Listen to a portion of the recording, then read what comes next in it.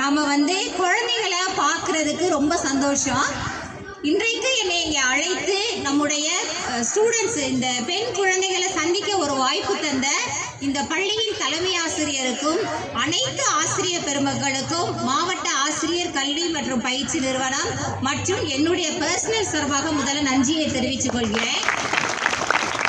ஏன்னா எப்பயுமே காளையார் கோயிலிருந்து எந்த ஊருக்கு போனாலும் நம்மளுடைய பள்ளியை ஒரு பார்வை அந்த பஸ்ஸில் போகும்போதும் சரி, கல்லல் பேருந்து நிலையத்தில் நம்ம கேர்ள்ஸ் ஸ்கூல் சம்பந்தமா அதனுடைய வெற்றி சம்பந்தமா எப்பயுமே ஒரு ஃப்ளக்ஸ் வச்சிருப்பாங்க. அதை நான் எப்பயுமே நின்று அந்த ஃப்ளக்ஸை வாதனை குழந்தைகள் கணக்குல 100 வாங்கியிருக்காங்க, தமிழ்ல அதிகபட்ச மதிப்பு என்ன, எத்தனை சதவீதம் தேர்ச்சி விழுக்காடு இருக்கிறது, எந்த மார்க் ஃபர்ஸ்ட் மார்க்கா இருக்குங்கிறத ஒரு பெரிய எதிர்பார்ப்போட எப்பெல்லாம் இந்த பக்கம் நான் கிராஸ் பண்றேனோ அப்பெல்லாம் இந்த பள்ளியினுடைய வெற்றியும் சாதனை பயணத்தையும் பார்ப்பேன்.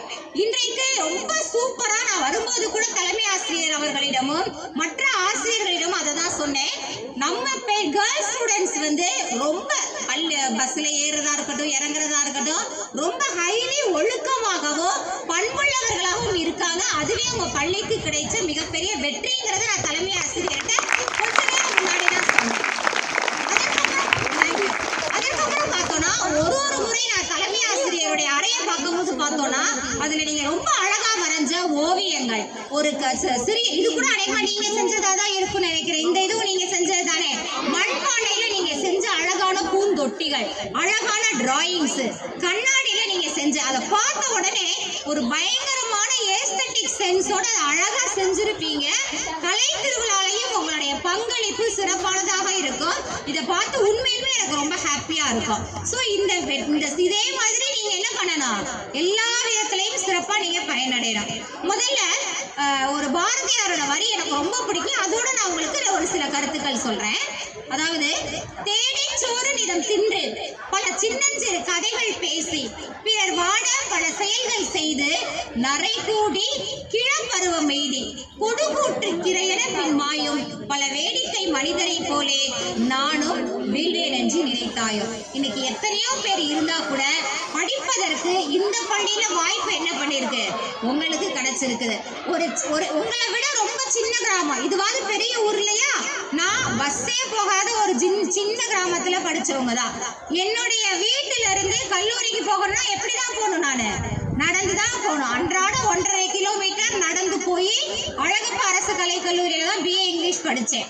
நான் உள்ள நுழையும் போது நான் தமிழ் படிச்சுட்டு இங்கிலீஷ் லிட்ரேச்சரை நான் எடுக்கும் போதே எங்கள்கிட்ட என்ன சொன்னாங்க அப்படின்னா, எங்க ஊர்ல இருக்கவங்களாம் எப்படி எங்க அப்பா எங்களோட பேரண்ட்ஸ் என்னோட பெற்றோர்கிட்ட கேட்கும் போது சொன்னாங்களா, எப்படி உங்க பெண்ணை கல்லூரிக்கு அனுப்புறீங்க, எப்படி அவங்க வேலை கிடைச்சிருமா அப்படின்னு. எங்க அப்பா ஒரே ஒரு வார்த்தை தான் சொன்னாங்க, என்னோட பெண் குழந்தைக்கு வீட்டை பத்தியும் தெரியும், வருங்காலம் அதோட இலக்கு என்னங்கிறது அவங்களுக்கு தெரியும், நிச்சயமா சீக்கிரமே அவங்க ஒரு அரசு பணிக்கு போவாங்க அப்படின்னு என்னைய நம்பி எங்க அப்பா என்னைய படிக்க வச்சாங்க. அதுக்கப்புறம் BEd படித்தேன், MEd படித்தேன், தொடர்ச்சியா MPhil PhD எஜுகேஷன்ல நான் முடிச்சிட்டேன்.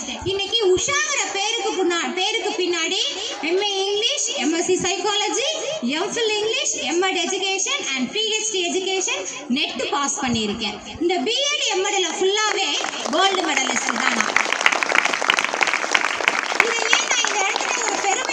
சொல்ல விரும்பல, ஒரு கோல்டு மெடல் வாங்குறது எவ்வளவு கஷ்டங்கிறது தெரியும். என்ன பண்ணுவேன் அப்படின்னா, காலேஜுக்குள்ள நுழைஞ்சதுல இருந்து டீச்சர்ஸ் என்னெல்லாம் சொல்றாங்களோ ஒரு வார்த்தை விடாம எழுத ஆரம்பிப்பேன். அன்னைக்கு எங்களுக்கு சொந்தமா புத்தகங்கள் வாங்க வசதி இல்லா காலம். எல்லாரோட லைப்ரரி கார்டு, என்னோட ஃப்ரெண்ட்ஸ் இருப்பாங்க இல்லையா, எல்லாரோட லைப்ரரி கார்டை வாங்கிட்டு போய் லைப்ரரியில எப்பயுமே எனக்கு தேவையான புத்தகத்தை எடுத்துட்டு வருவேன். நைட்டு முழுவதும் உட்காந்து அந்த புத்தகத்துல இருக்கிறத குறிப்பெடுப்பேன். ஸோ இதெல்லாம் குறிப்பெடுக்கிறது, படிக்கிறது, கவனத்தை ஒரே பார்வையில எப்படியாவது படிச்சு முடிச்ச உடனே என்ன பண்ணிடணும், ஒரு கவர்மெண்ட் வேலைக்கு போயிடணும் அப்படின்னு என் மனசுலயும் ஃபிக்ஸ் ஆயிருச்சு, ஹார்ட்லயும் ஃபிக்ஸ் ஆயிருச்சு. நீங்க நம்ப மாட்டீங்க, எங்க வீட்டுல 4 பெண் குழந்தைகள், நான் தான் முதல் பெண் குழந்தை. எனக்கு அடுத்த சகோதரி அரசு மருத்துவரா இருக்காங்க, அதற்கடுத்தவங்க அரசு பள்ளி ஆசிரியரா இருக்காங்க, அதற்கடுத்து உள்ளவங்க அரசு பாலிடெக்னிக் கல்லூரியில ஆங்கில விரிவுரையாளரா இருக்காங்க. இதை ஏன் நான் சொல்ல வரேன் அப்படின்னா, பெண்கள் நாம நினைச்சோம் அப்படின்னாலே என்ன பண்ணிடலாம், வெற்றி அடைஞ்சிடலாம். நிறைய இடையூறுகள் வரும். உங்களை மாதிரி நாங்களும் என்ன பண்றோம், பண்றான்? அதே அடாலசன்ட் ஸ்டேஜை தாண்டி தான் வருவான். எனக்கும் ஆசையா இருக்கும், ஒரு நாள் உடம்பு சரியில்லைன்னா லீவ் போட்டுக்கலாம், இல்ல எல்லாரும் மாதிரி திருவிழா போய் பார்க்கணும். பட் எல்லாவற்றையும் வந்து ஒரு தியாக உணர்வோட நினைச்சிட்டு படிப்பு, வேலை, ஒழுக்கம், நேர்மை இத பத்தி ஒரே நேர்கோட்ல பயணிச்சா மட்டும்தான் நம்ம என்ன பண்ண முடியும்? வேலை பார்க்க முடியும். இன்னைக்கு உங்களுக்கு NMMS இருக்குது. அதுக்கடுத்து காலேஜ் போனீங்க அப்படின்னா தமிழ் புதவி திட்டத்துக்கு கீழே மாதம் 1000 ரூபாய். அரசு பள்ளியில படிக்கிற குழந்தைங்களுக்கு 7.5 ஒதுக்கீடுல உங்களுக்கு ஒரு கேரியர் கைடன்ஸ் மூலமா என்ன பண்றாங்க? எல்லா உயர்கல்வி நிறுவனங்களுமே 7.5% இடஒதுக்கீடுல உங்களுக்கு கல்வி வாய்ப்புகள் தருது. சோ நீங்க நினைச்சீங்க அப்படின்னா என்ன பண்ணலாம்? சூப்பரா அச்சீவ் பண்ணலாம். 1000 விஷயங்கள் இருக்கும். ஏழ்மையை ஒரு காரணமா நினைச்சோம் அப்படின்னா இன்னைக்கு என்ன பண்ணிருக்க மாட்டாரு? ஆபிரகாம் லிங்கன் என்னது? அவங்க அப்பா ஒரு சாதாரண விவசாயி. அவர் என்ன பண்ணுவாரு? அந்த நிலத்தோட உரிமையாளர்கிட்ட தான் புக்கை இரவல் வாங்கி படிப்பாரு. இன்னைக்கு பாத்தீங்க அப்படின்னா உலகத்துல தலை சிறந்த தலைவர்கள் எல்லாருமே எதை வெற்றி அடைஞ்சு வந்தவங்க? தனக்கு இருந்த ஏழ்மை, தனக்குன்னு இருந்த போராட்டங்கள், தனக்குன்னு இருந்த கஷ்டங்கள், வாய்ப்பு மறுக்கப்பட்ட சூழல், இதையெல்லாம் தாண்டி தான் இன்னைக்கு என்ன பண்ணிருக்காங்க? அச்சீவ் பண்ணிருக்காங்க. அதுவா என்ன பண்ணுவாங்க? ஒரு பெண் கல்வி கற்றால் என்ன பண்றது? அதன் மூலமாக அந்த வீடு முழுக்க முன்னேறும். வீடு முன்னேறினா என்ன ஆகும்? கிராமம் முன்னேறும். கிராமம் முன்னேறினா அந்த நாடே முன்னேறிடும். அப்ப எஸ்பெஷலி பெண் குழந்தைகள் சிறப்பாகவே என்ன பண்ணணும்? கல்வி நம்ம கற்றுக்கணும். கல்வினால மட்டும்தான் இப்ப இந்த இடத்துல நிக்கிறேன்னா என்ன காரணம்? எஜுகேஷன். நம்ம எஜுகேஷன்ல சக்சஸ்ஃபுல்லா பண்ணணும், நமக்கு ஒரு வேலை கிடைச்சிச்சு. அதனாலதான் இன்னைக்கு இத்தனை ஒரு 100 குழந்தைகள் இருக்க இடத்துல பேச வாய்ப்பு கிடைச்சிச்சுன்னா அதுக்கு ஒரே ஒரு காரணம் என்னதான்? கல்விதான். அதனால மனதில் உறுதி வேண்டும், வாக்கினிலே இனிமை வேண்டும், நினைவு நல்லது வேண்டும், நெருங்கின பொருள் கைப்பட வேண்டும், கனவு மெய்ப்பட வேண்டும். உங்கள் எல்லோருடைய கனவு என்னன்னா, உங்கள் எல்லோருடைய கனவு, உங்க அப்பா அம்மாவுடைய கனவு எல்லாமே என்னது? என்னோட பெண் குழந்தை இன்னைக்கு சூப்பரா படிச்சிருக்காங்க. யோசிச்சு பாருங்க, 10ஆம் வகுப்புல உங்களுடைய மார்க் ரிசல்ட் வருதுன்னா யார் உங்களை விட ரொம்ப பதட்டமா இருப்பா?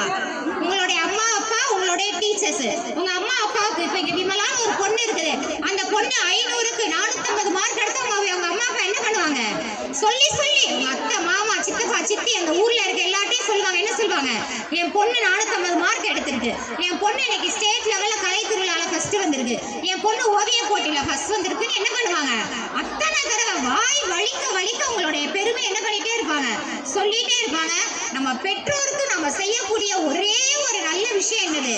நாம படிச்சு அவர்களுக்கு இன்னாருடைய அப்பா அப்படிங்கிற பெருமை, நல்ல விஷயத்துல பெருமையை நம்ம என்ன பண்ணி தரணும்? வாங்கி தரணும். நீங்கள் கட்டாயம் 10ஆவதுல சிறந்த மதிப்பெண்கள் எடுக்கணும். 10ஆவதுல சிறந்த மதிப்பெண் எடுத்து 11ஆவது 12ஆம் வகுப்புல நல்ல மதிப்பெண் எடுத்து ஒரு சிறந்த மருத்துவராக, சிறந்த ஒரு ஆசிரியராக, உங்க மனசுக்கு என்ன தொழில் பிடிச்சிருக்கோ, ஒரு வக்கீலா, ஒரு டீச்சரா, ஒரு ப்ரொஃபஸரா, ஒரு IAS ஒரு குரூப் 1 அதிகாரியா, இல்ல ஒரு வங்கி அதிகாரியாக உங்களுக்கு என்ன கனவு இருக்கோ அதை நோக்கி பயணிங்கள். கனவை எப்பயுமே என்ன பண்ணக்கூடாது? கூரை மேல போடக்கூடாது. எது மேல போடணும்? வானத்து மேல போடணும். அப்படின்னா என்ன? உயரிய நோக்கம், உயரிய சிந்தனை உள்ள கனவா உங்க கனவு இருக்கணும். உங்களுடைய ஆசிரியர் பெருமக்கள் இந்த வருடம் முழுவதும் உங்களுக்கு என்ன பண்ணிருப்பாங்க? நிறைய அறிவுரைகள் சொல்லியிருப்பாங்க, நிறைய பாடங்களை கற்றுக் கொடுத்திருப்பாங்க.